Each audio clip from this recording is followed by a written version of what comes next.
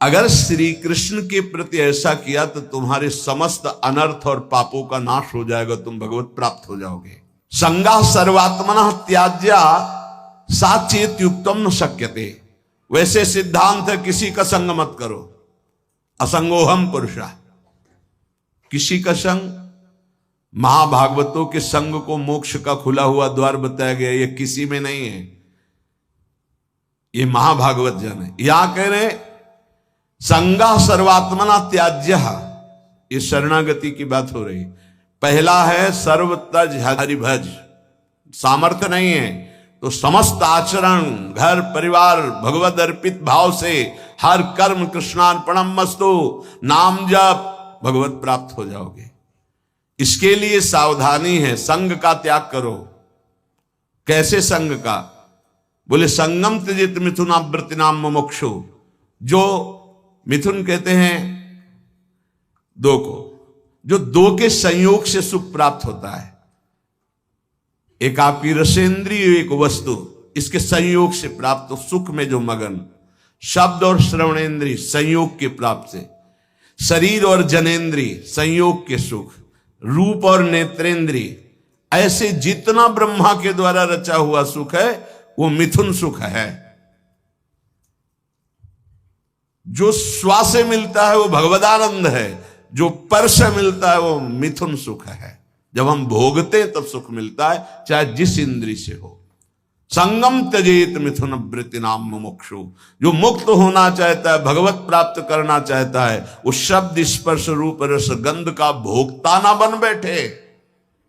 कैसे फिर इससे निपटे? बोले भगवद अर्पित,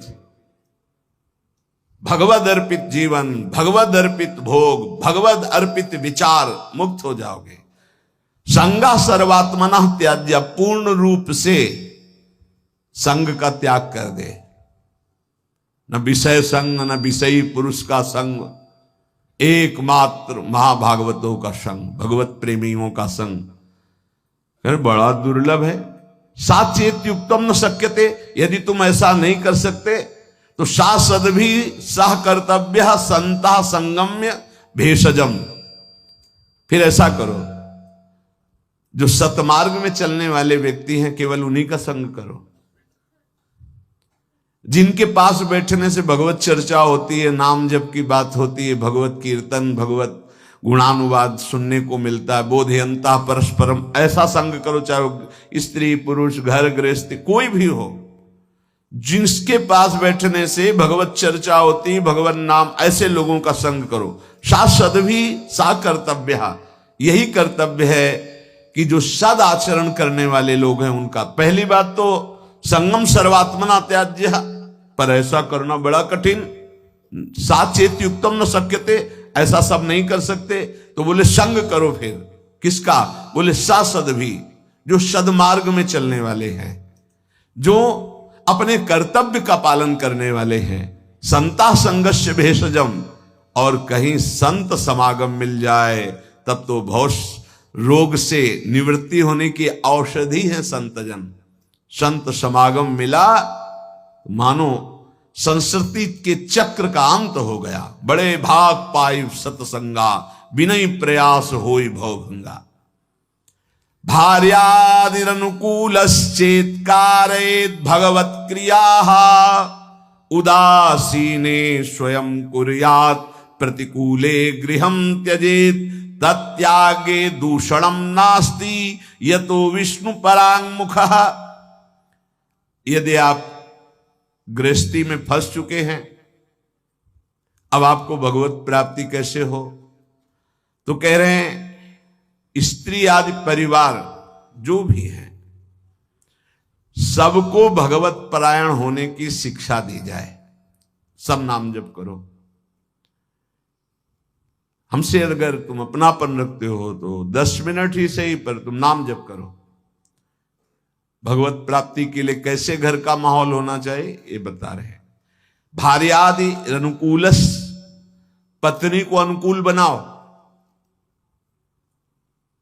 अनुकूल बनाने का मतलब उसको शासन के द्वारा अनुकूल नहीं बनाया जाता, किसी को प्रेम के द्वारा अनुकूल। प्रेम की भाषा बिना पढ़े लिखे लोग भी जानते हैं। पशु भी जानता है। छोटा बच्चा है, दुलार करो, प्रेम से ऐसे पुचकारो, किलकारियां मानने लगेगा। अभी उसको कोई ज्ञान नहीं, लेकिन प्रेम की भाषा वो भी जानता है। फिर वो तो अर्धांगिनी पत्नी है।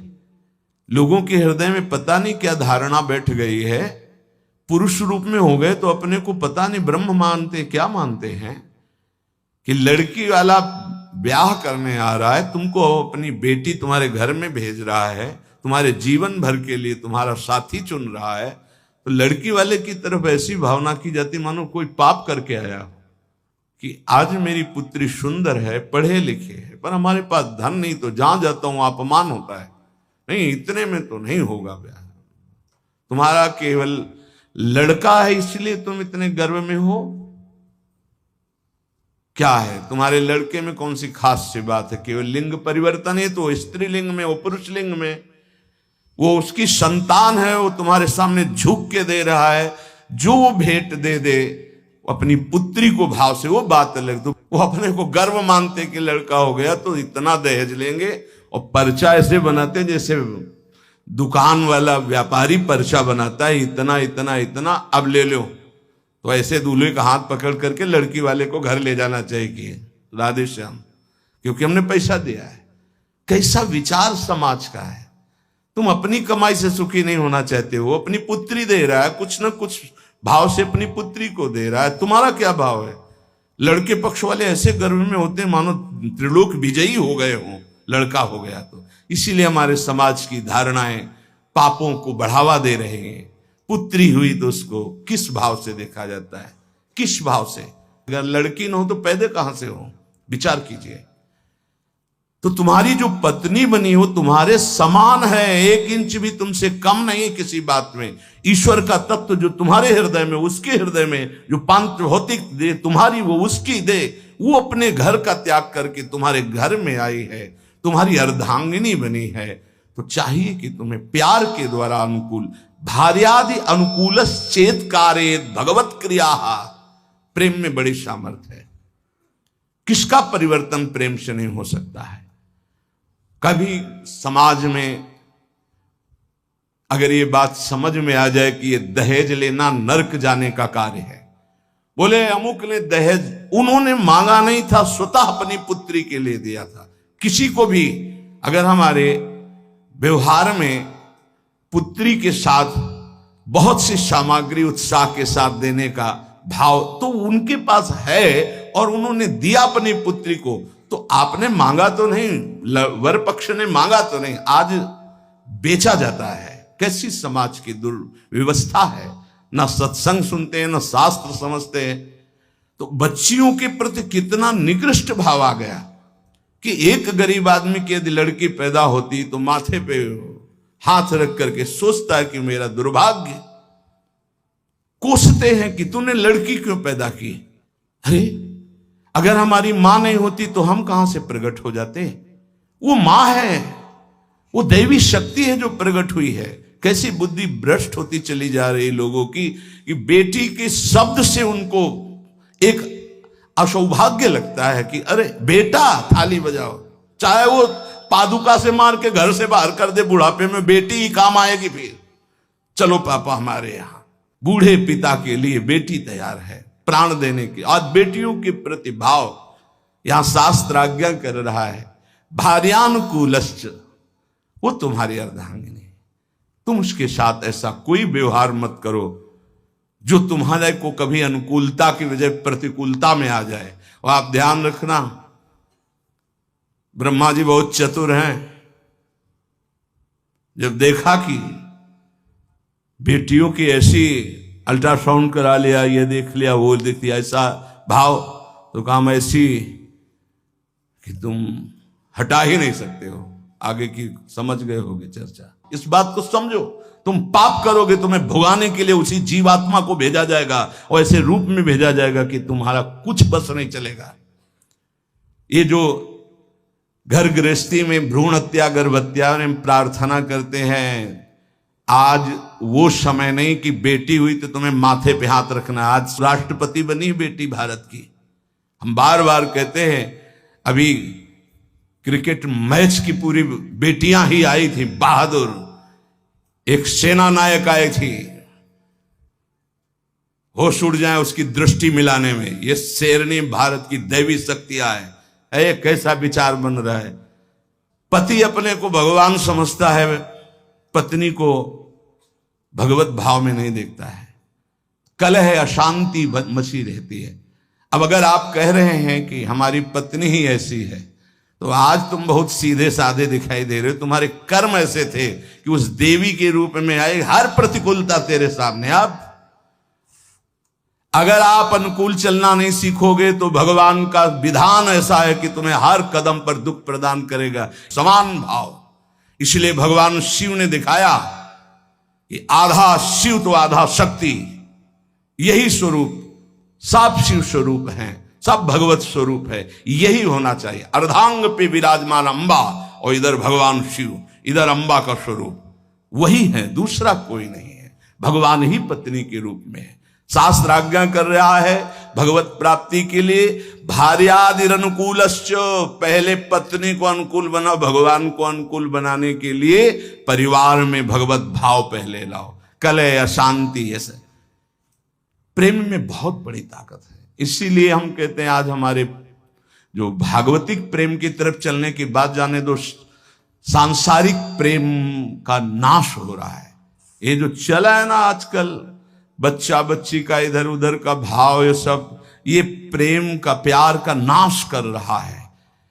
जो समर्पण होना चाहिए वो बिल्कुल बहुत सावधान, दोनों पक्ष को सावधान होने की जरूरत है। भगवत प्राप्ति गृहस्थी में कैसे करनी है तो बता रहे हैं कि भार्यादि अनुकूलश्चेत कारेत भगवत क्रिया, दोनों मिलकर के भगवत क्रिया करो।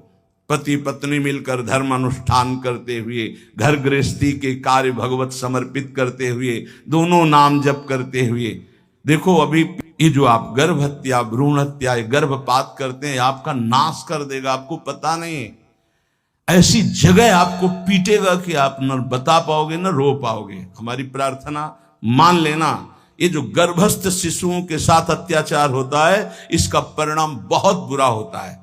महान तेजस्वी अस्वस्थामा ब्रह्म ऋषि, गर्भस्थ शिशु परीक्षित पर प्रहार किया तो ब्रह्म तेजहीन करके मुंडन करवा कर, आज भी वो त्राहिमाम बोलता हुआ जहां भी होगा अस्वस्थामा, आज भी वो परेशान घूम रहा, केवल गर्भस्थ शिशु परीक्षित पर ब्रह्म अस्त्र का प्रयोग करने के कारण। और आप तो प्रयोग के, आप तो मार देते हो, आप नष्ट कर देते हो। सत्संग में आए इसलिए सबसे प्रार्थना है, अगर गर्भ हत्या किए तो उसका प्रायश्चित कर लो, और भूल से भी आगे कभी ऐसा मत करना, संयम से रहो। ऐसा कोई कार्य मत करो जिसमें पापाचरण हो जाए और भगवत प्राप्ति के लिए तुम्हारा उत्साह ही कभी न बने, ऐसे पाप बन जाए। भार्यादि अनुकूलश्च, ये हम इसलिए कि कई घटनाएं देखे। हम निमुआ घाट कानपुर में गंगा के किनारे, प्रायः जहां एकांतिक घाट होते थे तो वहां व्यवस्थाएं, जैसे जो है आश्रम है तो एक भिक्षा मिल गई, दूर कुटिया कई बनी हुई संतों की खाली है, तो कुछ वर्ष वहां रह जाते थे, वहां रुके। तो आसपास के बड़े जो वैष्णव प्रवृत्ति के थे, भक्त प्रवृत्ति के थे, वो प्रायः संतों का संग करने आया करते थे। तो उसमें एक बहुत ही धनी मानी ब्राह्मण आते थे। एक दिन वो अपनी बेटी को लेके आए तो ऐसे जली हुई पूरी आधी थी, आधा बहुत सुंदर स्वरूप था, आधा सब जला हुआ। तो उसकी आकृति देखकर कहा ऐसा कैसे हो गया? तो उन्होंने कहा कि ये जितनी इधर सुंदर है ऐसे पूरी सुंदर थी। खूब हमारे पास धन था उस समय, बताया शायद है कि 30-35 वर्ष पहले ब्याह किया था रुपया देके खूब। पर वो लोग ऐसे लालची निकले कि एक बार ब्याह के बाद जब दोबारा हमारी बेटी गई तो उन्होंने दहेज के लिए सूचना भेजी। उस समय मोबाइल तो था नहीं। फिर हम गए, जो कुछ बना फिर दिया, पर उन्होंने, उन राक्षसों ने बख्शा नहीं। हमारी बेटी को चारपाई में बांधा, मिट्टी का तेल छिड़का और आग लगा दी। अर्थ के लोभ से आग लगाई तो भगवान की ऐसी कृपा, जहां गांठ थी वहीं से आग प्रारंभ हुई, जो रस्सी की गांठ थी। अब जलने वाला चेष्टा फौरन खुल गई, तो जीना की के पास ही चारपाई में जीना में चढ़ गई, चढ़ के बगल वाले घर में ऐसे छप्पर में कूद गई और नीचे गई तो वो उनके बड़े भाई का था, जिस भाई का लड़का ब्याह हुआ था उसके बड़े भाई, उनके पास राइफल था। उन्होंने जे ही देखा तो तत्काल कंबल से सुरक्षा की और राइफल निकाली, बाहर निकले और कहा राक्षसों हम तुम्हें बताएंगे, और उसकी सुरक्षा करके पुलिस तक पहुंचाई। बोले तब ये जिंदा हमें वापस हुई, मुकदमा चल रहा है। अब वो ऐसे पूरी जली हुई, क्या उसका अभिशाप उनको सुखी कभी होने दे, आगे चलकर किस योनियों में जाएंगे क्या पता। ये भावनाएं हटा देनी चाहिए। तुम्हारी दासी है ऐसी भावना नहीं रखें। हाँ, पत्नी को भाव रखना चाहिए कि मेरे प्राणनाथ भगवत स्वरूप हैं, मेरे पति हैं, तो ऐसे ही पत्नी के प्रति भी भाव रखा जाता है। ये मेरी अर्धांगिनी है, मेरी प्राण प्रिया है, इसका सर्वस्व अधिकार है हमारी संपत्ति पर, हमारे ऊपर। हम अगर कोई भी कार्य करेंगे तो इससे सलाह लेकर करेंगे, दोनों मिल करके। भार्यादि अनुकूलश्चेत् कारयेत् भगवत क्रिया, दोनों मिलकर कोई धर्मानुष्ठान करें। अकेले का गृहस्थी का विषय है, अकेले तुम बोले हम जा रहे हैं मुक्ति, नहीं, पहले अनुमति लीजिए। यहां तक कि महापुरुषों ने सन्यास भी लिया है तो पहले मनाया है, अनुमति ली है। जब उन्होंने अनुमति दे दी तब आगे की क्रिया हुई। माता से अनुमति और पत्नी से अनुमति अत्यंत आवश्यक है। अगर मां विराजमान है तो उसका आदेश, और पत्नी विराजमान तो भले वृद्धा हो गई है पर उसका अधिकार। हमारे शास्त्र में लिखा है यदि वो वानप्रस्थ में जाना जाता है तो ऐसे बात की करे पत्नी से कि यदि आप अपने पुत्रों के साथ रहकर जीवन व्यतीत करना चाहते तो मुझे आदेश करें, मैं तप के द्वारा अपने जीवन को भगवान में मिलाना चाहता हूं। और यदि आप हमारे साथ चलना चाहते तो आपका स्वागत है, हम दोनों बैरागी होकर चले। वो जैसा अनुमति दे ऐसा शास्त्र आज्ञा करता है। ऐसे नहीं मनमानी कि हम स्वतंत्र हैं किसी भी तरह। अगर कोई धर्मानुष्ठान करते हो, पत्नी आपकी है, वो आपका साथ ना दे वो बात अलग है। अगर वो आपके अनुकूल चलती है और आपने कोई धर्मानुष्ठान किया, पत्नी को साथ नहीं ले गए, तो अपने आप उसका ट्रांसफर हो जाएगा उसके पास। पाणिक ग्रहण की कोई खिलवाड़ नहीं, धर्मानुष्ठान ट्रांसफर हो जाएगा। और पूर्ण धर्म का संकल्प तभी माना जाएगा जब वो भार्या तुम्हारे वामांग में विराजमान होगी। जब सिया जी भूमि में विलीन हो गई तो रघुनाथ जी जब यज्ञ किए तो स्वर्ण की सिया जी बनाकर वामांग में विराजमान की गई। और तुम्हारी अर्धांगिनी विराजमान हो, तुम धर्मानुष्ठान करने जा रहे हो, सफल हो जाओगे। भार्यादि अनुकूलश्चेत् कारयेत् भगवत क्रिया। गृहस्थी में हो तो तुम्हें पहले अपने परिवार को अनुकूल बनाना होगा, पत्नी को, माता पिता को, परिवार को भगवत स्वरूप मानते हुए अनुकूल उसको बनाओ धर्म के द्वारा, भागवत भाव के द्वारा। उदासीने स्वयं कुर्यात् प्रतिकूले गृहं त्यजेत्। यहां कह रहे हैं उनकी आज्ञा से सेवादि के द्वारा राजी करके फिर भजन की प्रवृत्ति बढ़ावे।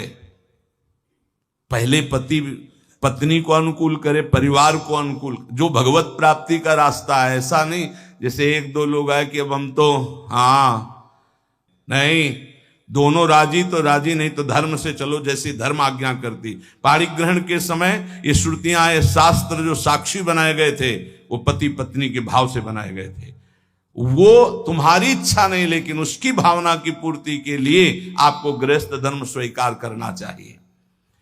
अगर भगवत भाव के विरुद्ध और बहुत ही कुटिल स्वभाव है तो देखो यहां शास्त्र आज्ञा कह रहा है एकदम विरुद्ध, धर्म विरुद्ध, भगवत भाव विरुद्ध, बिल्कुल कुटिल व्यवहार, तो फिर बात अलग है कि अब वो धर्म में साथ नहीं दे रही तो आप धर्म करो। फिर भी पाणिक ग्रहण किया तो धर्म का हिस्सा उसके समीप जाएगा, उसका कल्याण होगा। ऐसे कोई खिलवाड़ नहीं पाणिक ग्रहण करना। जो परांगमुख, भगवत परांगमुख, भगवत विमुख है, वो कोई भी हो, फिर तो जाके प्रिय, ये सिद्धांत तब लागू, जाके प्रिय न राम वैदेही तजिए ताहि कोटि वैरीशम यद्यप परम शनेहि। अनुकूलस्य संकल्पाः प्रतिकूल विसर्जनम रक्षस्यतीति विश्वासो भरतत्वे वर्णे यथा आत्मनै वेद्य कार्पण्ये षड्विधा शरणागते है। अब शरणागति का स्वरूप समझिए। प्रभु के अनुकूल सदैव चलना, इस शरणागति का संकल्प कर लेना चाहिए। जो गीता में, भागवत में जो गुरुजनों ने, संतों ने आदेश किया है वो प्रभु के अनुकूल है। श्री कृष्ण अनुकूलेन प्रतिकूलस्य विसर्जनम, भगवान के, गुरु के, संतों के वाक्यों के प्रतिकूल कभी न चलना। अनुकूलस्य संकल्पाः, ये जीवन भर के लिए संकल्प लिया जाए अपने लोग मिलकर कि प्राण चाहे चले जाएं, धर्म के विरुद्ध आचरण नहीं करेंगे। प्रतिकूलस्य विसर्जनम, प्रतिकूल आचरण कभी हम प्रभु के नहीं करेंगे, प्रतिकूल आचरण नहीं करेंगे। भूल न दें कुमार्ग पाऊं, और रक्षिष्यति विश्वासो, मेरे भगवान मेरी रक्षा करेंगे, पक्का विश्वास बना लो। शरणागति की तरफ कदम बढ़ाने के लिए ये पक्का विश्वास बना लो, भगवान मेरी रक्षा। कई जगह ऐसी देखा है। एक जगह हम फूल चयन कर रहे थे प्रभु के लिए, अब चित्तवृत्ति प्रयाजों में फूलों को देख, ये फूल ऐसा, और कदम आगे बढ़ रहे थे और वो वाकूफ था, जैसे किसी ने हमको ऐसे रोक दिया। अचानक दृष्टि ऐसे रोका, जैसे मानो कोई धक्का मारो, तो एकदम ऐसे अगला कदम जो गिरने वाला था, वो एक एक कदम पे प्रभु, एक एक कदम पे, पूरे जीवन की बात कह रहे, एक एक कदम पे प्रभु ने रक्षा की, प्रभु ने ही रक्षा की। तो रक्षिष्यति विश्वासो, दृढ़ विश्वास करो, जिनकी तुम शरण में हो तुम्हारे को हर समय देख रहे, तुम्हारी रक्षा करेंगे। कभी अगर ऐसी घटना दिखाई दे कि भगवान ने भक्त की रक्षा नहीं की, तो पहली बात है कि बाहरी आडंबर है, भक्ति में विश्वास निष्ठा नहीं है। पहली बात मान लीजिए। बाहर से कभी कभी इतना लुभावना स्वरूप होता है कि हनुमान जी जैसे परम ज्ञानी भी लुभायमान हो जाते हैं। जिस समय वो राम राम का कीर्तन कर रहा था, संत भेष था, पर्णकुटी थी, सरोवर था, बिल्कुल फिट ऐसा लग रहा था, जन्म जन्मांतरों से ऋषि ही है, वो है कालनेमी राक्षस था ना। हनुमान जी जैसे परम ज्ञानी प्रभावित हुए कि नहीं हुए? जाके प्रणाम किया, बोले मैं बैठे बैठे देख रहा हूं, अब रावण का पार्षद, उसको पता है युद्ध हो रहा है, बोले राम रावण युद्ध हो रहा है। महाराज आप, मुझे पता है आप संजीवनी बूटी लेने जा रहे हैं। अरे महाराज आप तो त्रिका लग गए। बोले हाँ, तुमको भी त्रिका लग बना सकता हूं। महाराज आदेश करो। बोले नहा के आओ, गुरु मंत्र दे रहे हैं। बिल्कुल भोले भगत की तरह हनुमान जी महाराज है। स्नान करने गए तो रघुनाथ जी ने प्रेरणा करी मकरी को, जब पकड़ा हनुमान जी को, हनुमान जी ने मुष्टिका का प्रहार किया तो वो देवी की रूप, अप्सरा के रूप में प्रकट हुई और कहा ये राक्षस है, भगत नहीं है। अच्छा, बोले कालनेमी राक्षस है, केवल आपको भगवान के सेवा से विमुख करना चाहता है, क्योंकि ये किसी भी तरह रात व्यतीत हो जाए ऐसा। बोले ऐसी सोच को तो हम तत्काल नष्ट करते हैं। हनुमान जी के बोले आओ गुरु मंत्र ले। बोले नहीं, पहले गुरु दक्षिणा ले आप। पूछ में लपेटा, गुरु दक्षिणा दी, जय श्री राम, देर नहीं लगी, पहुंच गए द्रोणागिरी पर्वत। तो कभी कभी ऐसा होता है कि हम जैसे देख रहे हैं तो ऐसा नहीं होता। दूसरी बात, कभी कभी ऐसा होता है कि किसी भगवत प्राप्त महात्मा के ऊपर भी ऐसी घटनाएं देखी गई, उनका अंतिम निर्णय ऐसा ही भगवान ने पहले से निश्चय कर रखा है। तीसरी बात होती है कि कभी कभी हम भक्त को गिरते हुए देखते हैं, भ्रष्ट होते होते, तो कीन हो इस कबहू अभिमाना, सो खोवंचा कृपा निधाना। नहीं तो दृढ़ विश्वास रखो, रक्षिष्यतीति विश्वासो, दृढ़ विश्वास, भगवान तुम्हारी रक्षा करेंगे, पक्का रक्षा करेंगे।